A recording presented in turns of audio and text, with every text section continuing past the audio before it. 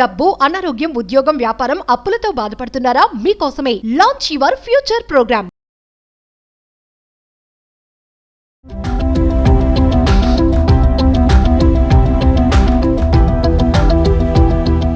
నమస్తే, welcome back to Suman T. Present మనతో పాటు ఉన్నారు అనలిస్ట్ మందర్ కృష్ణారెడ్డి గారు. నమస్తే సార్. నమస్తే అమ్మ. సార్, డ్రైవింగ్ లైసెన్స్ మరి 55 ఇయర్స్ 55 ఏళ్ల వయసు దాటిన వారికి, లైసెన్స్ ఉన్న వాళ్ళకి ఒక గుడ్ న్యూస్ అంటున్నారు. కొత్తగా రూల్స్ మారాయని చెప్పేసి కేంద్రం చెప్పడం జరుగుతుంది. ఒకసారి వివరాలకు వెళ్తే. సహజంగా మనకి ఇప్పుడున్న పరిస్థితుల్లో లైసెన్స్ జారీ చేసే విధానం ఎట్లా ఉందంటే, ఫస్ట్ లెర్నింగ్ లైసెన్స్తో ప్రారంభమవుతుంది. ఎవరైనా లైసెన్స్ తీసుకోదలుచుకున్న వాళ్ళకి కొత్తగా వస్తున్నటువంటి మోపెడ్ లాంటి వాటికి లైసెన్స్ లేకపోయినా నడపగలిగే అవకాశాలు కల్పించారు. స్కూటర్ కానీ అంటే గేర్ సిస్టమ్ ఉండేటువంటి దాంట్లో మాత్రం తప్పనిసరిగా లైసెన్స్ కావాలనేది ఉంది. కారులో అయితే ఎలాంటి దానికైనా గేర్ లేని దానికైనా సరే ఖచ్చితంగా లైసెన్స్ కావాలనేది ఉంది. హెవీ వెహికల్స్ లైసెన్స్ ఉండాల్సిందే కంపల్సరీగా. మళ్ళీ మనం విదేశాలకు వెళ్తే విదేశాల్లో కూడా ప్రత్యేకంగా లైసెన్స్ మళ్ళీ తీసుకోవాల్సింది. అక్కడ అప్లై చేసి లైసెన్స్ తీసుకోవాలి. ఈ లైసెన్స్ అయితే తీసుకొని అక్కడ చేస్తామంటే కాదు. ఇక్కడ ఇంటర్నేషనల్ లైసెన్స్ మనం అప్లై చేసుకుని తీసుకున్నా కూడా అక్కడికి వెళ్ళాక మళ్ళీ ఒకసారి వాళ్ళకి ఆ లైసెన్స్ చూపించి ఆ దేశంలో అది వ్యాలిడా కాదా తెలుసుకొని దాని ప్రకారం వాళ్ళు ఇంకోటి ఇచ్చే అవకాశాలు ఉన్నాయి. ఆ రకంగా ఉండడం వల్ల ఏం జరుగుతుందంటే, లైసెన్స్ బాగా పర్ఫెక్ట్గా ఉన్నట్టయితే ఎక్కువగా యాక్సిడెంట్స్ జరగవు అనేటువంటి ఒక మెయిన్ ఉద్దేశం. యాక్సిడెంట్ జరిగినప్పుడు డ్రైవ్ చేసేవాడికే కాదు, ఎదురుగా ఉండేటువంటి ప్రజలకు ఇబ్బంది కలిగే అవకాశం ఉండొచ్చు, పాదచారులకు ఇబ్బంది కలిగే అవకాశాలు ఉండొచ్చు, లేకపోతే ఎదురుగా వచ్చేటువంటి వాహనాలకి ఇబ్బంది కలగవచ్చు, కొంతమంది మరణించే అవకాశాలు కూడా ఉన్నాయి. ఇలాంటి యాక్సిడెంట్ కోకొల్లుగా జరుగుతున్నాయి.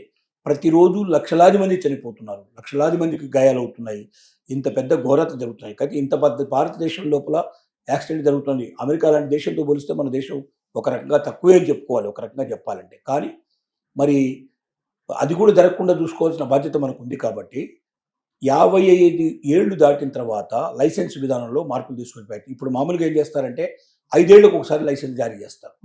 మామూలుగా మనకు ఇప్పుడు 55 లోపల ఉండే వాళ్ళకైతే ఇప్పటిదాకా అయితే ఎవరికైనా సరే ఏం చేస్తున్నారు, 5 ఏళ్ళకి లైసెన్స్ జారీ చేశారు, మళ్ళీ 5 ఏళ్ళకి కావాలంటే వెంటనే అప్లై చేసేసుకుంటే వాళ్ళు ఒక సర్టిఫికేట్ ఇచ్చేస్తే సరిపోతుంది. లేదా కొన్నిసార్లు సర్టిఫికేట్ లేకుండా కూడా మరొక 5 ఏళ్ళకి కంటిన్యూ చేసిస్తారు. కానీ ఇక్కడ నుంచి మాత్రం కేంద్ర ప్రభుత్వం ఖచ్చితమైన కఠినమైన నిబంధనలు తీసుకొచ్చింది.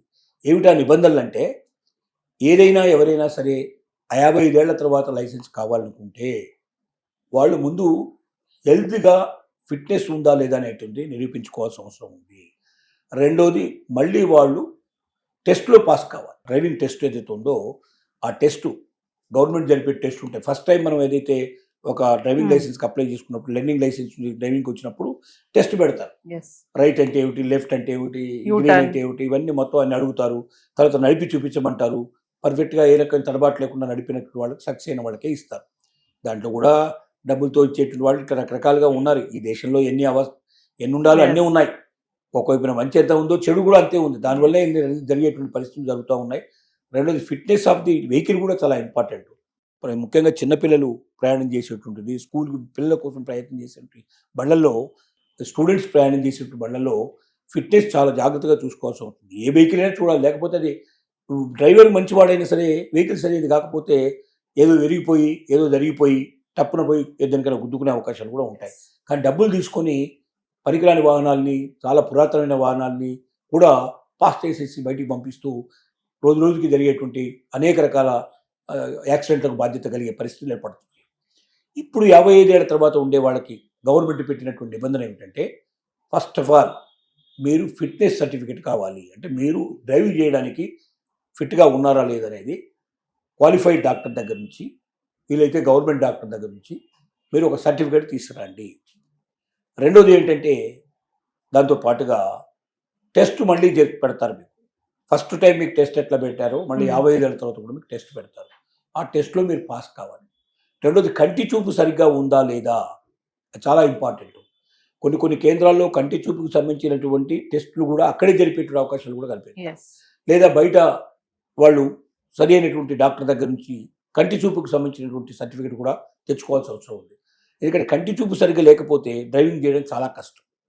ఎందుకంటే ఎంత మంచి డ్రైవర్ అయినా సరే ఎదురుగా ఏమొస్తుందో కనిపించకపోతే ఏం చేయగలుగుతాడు? 55 తర్వాత ఎక్కువ మందికి కంటి చూపు ప్రాబ్లం వచ్చే అవకాశాలు ఉన్నాయి. వాళ్ళు బాగా రెటీనా ప్రాబ్లమ్స్ అవ్వచ్చు, ఇంకొక రకమైన ప్రాబ్లం రావచ్చు, కంటి చూపు మందగించే అవకాశాలు చాలా ఎక్కువ ఉన్నాయి.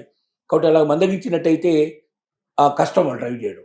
కొంచెం చీకటి పడుతున్నప్పుడు ఇంకా కొద్దిగా ఇబ్బంది ఉంది. చీకట్లో లైట్లు వేసినప్పుడు చాలామంది కనబడని పరిస్థితులు ఏర్పడతాయి. ఇలా రోజు రోజుకి యాక్సిడెంట్లు ఎక్కువైపోతాయి. ఎందుకు గవర్నమెంట్ ఇన్ని జాగ్రత్తలు తీసుకుంటుందంటే 55 నుంచి ఇక ఆ పైన ఎంత వయసు వచ్చిన కొద్దీ డ్రైవింగ్ లైసెన్స్ ఇవ్వాలంటే 5 ఏళ్ళకు ఒకసారి ఇచ్చినా కూడా ఖచ్చితంగా టెస్ట్ చేయకుండా అతను 100% జాగ్రత్తగా డ్రైవ్ చేయగలుగుతున్న నమ్మకం ఏర్పడ్డప్పుడే ఇవ్వండి. ఫిట్నెస్ సర్టిఫికేట్ ఉంటేనే ఇవ్వండి.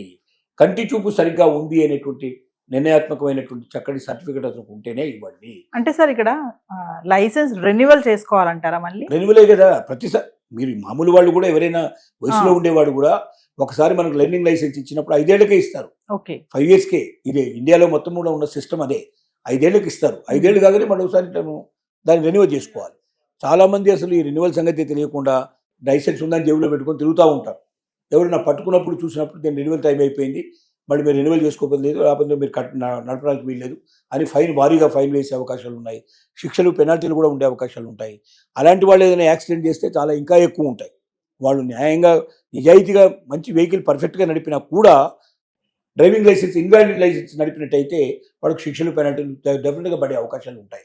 కాబట్టి మామూలు వాళ్ళు ఏమో ఏమి మళ్ళీ తిరిగి డ్రైవింగ్ టెస్ట్ ఏమి అవసరం లేకుండానే, వేరే ఫిట్నెస్ వాళ్ళకి సర్టిఫికెట్లు అవసరం లేకుండానే మామూలుగానే వాళ్ళు ఏం చేస్తారంటే లైసెన్స్కి అప్లై చేసుకోగానే దానికి సంబంధించిన పేపర్స్ ఉంటాయి.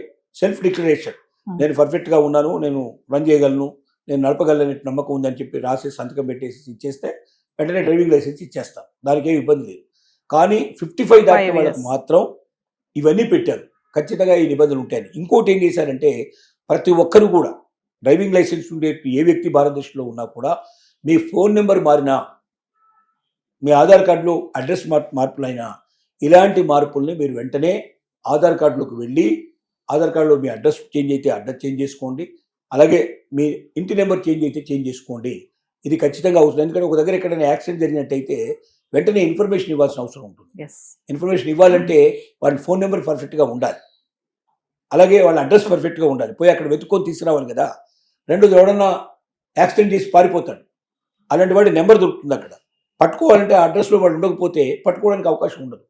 కాబట్టి వాళ్ళని ఎప్పుడైనా సరే చెక్ చేసినప్పుడు వాళ్ళ లైసెన్స్ లోపల అడ్రస్ మారిపోయినా, ఆధార్ కార్డులో ఉన్న అడ్రస్ దాంట్లో లేకపోయినా, లేక ఆధార్ కార్డులో కూడా అడ్రస్ ఏమైనా చేంజ్ చేసుకోకపోయినా, అలాగే ఫోన్ నెంబరు ఒకవేళ మారిపోయినా, ఆధార్ కార్డులో ఉన్న ఫోన్ నెంబర్ వాళ్ళ దగ్గర లేకపోయినా వాళ్ళు పట్టుకుంటారు.